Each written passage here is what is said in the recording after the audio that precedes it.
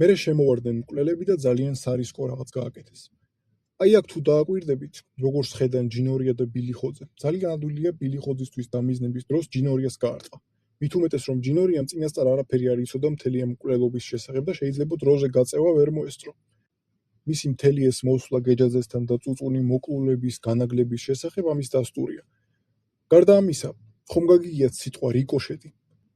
დახურულ სივრცეში ტყვიის ასხლეტის ალბათობა, მით უმეტეს ამდენი ტყვიის, კატასტროფულად მაღალია.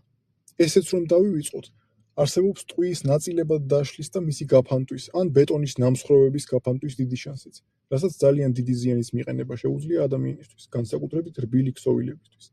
ასე რომ ეს სცენა მთლად კარგად ვერ არის გათვლილი. გეჯაძემ საფრთხეში ჩააგდო საკუთარი, ჯინორიას და თავად ამ მკვლელების ჯანმრთელობა და სიცოცხლეს.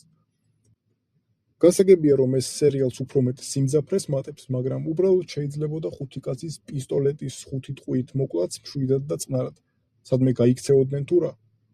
თანაც ესეც რომ დავივიწყოთ 3 ავტომატის სროლა შეუძლებელია გარეთ ვინმეს არ გაეგო.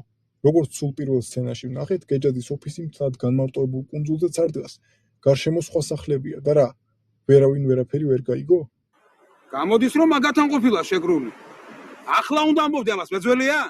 რატომ არ უმახსენე თავის დროზე? ანერვიულებული ბრძანდებოდით, რაჟდენოვიჩ და ამდენი დეტალებით ხომ არ გადაგლიდით. ვალვე დამიწე ახსნა განმარტებას. ნუ რა კი ეს? ესეც დავივიწყოთ. საკუთარ ოფისს რომ ბრძოლის ველად აქცევ. როგორც არ უნდა გეგონოს რომ ვერავინ ვერაფერს ვერ გაიგებს. სისხლის კვალს და დახვრეტილ კედლებს რას უშვები. არადა ცოტა ხნის წინ გეჯაძე ამბობდა. დეგენერატები და ნერვიული ხალხი გვინდა ჩვენ ახლა ეგ საქმეში. ცოტა არ იყოს აქ თავადაც ნერვიულივით და დეგენერატივით მოიქცა.